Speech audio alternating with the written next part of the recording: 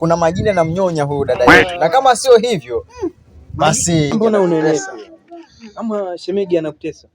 Yani nilishakumbu wezi vikata sijui nikata shingo. Omena papa nile ni stoki nilionunua ya mwezi kabla sijamuoa huyu. Naam. Huyu dada yetu mbona anenepi?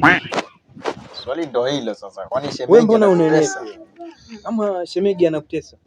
Yani nilishakumbu wezi vikata sijui nikata shingo sijui nini vijipapa papa.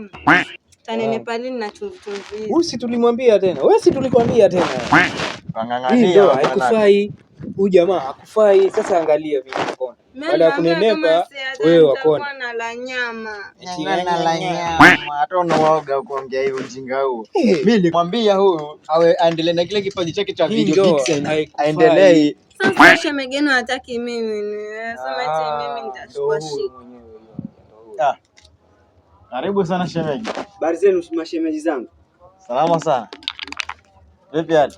Mkono wa nini wakati wewe dada yetu wangu moyo wamkondesha? Mbona huyu anenepi? Mbona anenepi huyu? Sinkupenda kwake. Nikupenda kwake nini na nyumbani alikuwa ananenepa vizuri huyu. Kuna mtu kakonda kwa kujitakia. Kwani shemeji, wewe unamfanya nini? Huyu si anakula vizuri na shiba. Anakupiga. Na nilishakumbu. Kumbe masuala ya kumbu tena. Sikizeni. Kama masuala ya kumbu, omena, papa nile ni stoki nilionunua ya mwezi kabla sijamuoa huyu.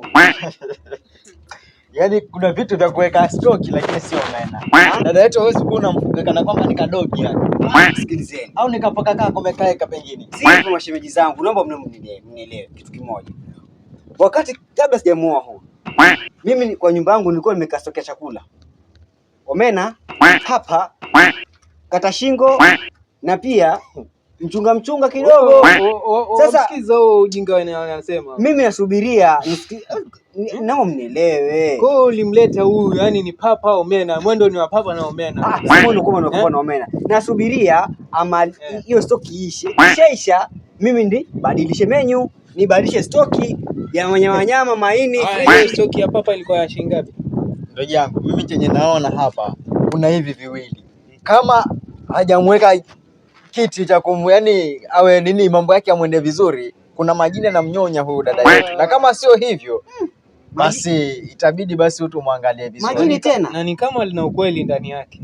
Kama sivyo basi atakuwa ni mzembe ushemeji yetu. Anahonga manyama huko, dada yetu anamletea omena. Hapa ana manyama huko nje, anamletea omena. Siku zile anakuja pale amevaa walai, sasa amevaa nini? Hii si kofia ya Spider-Man hii. Ndio maana walai, lakini usiku mzima anafanya Spyro wakati nini bibi yake huko anakula maomena. Spyro gani wewe?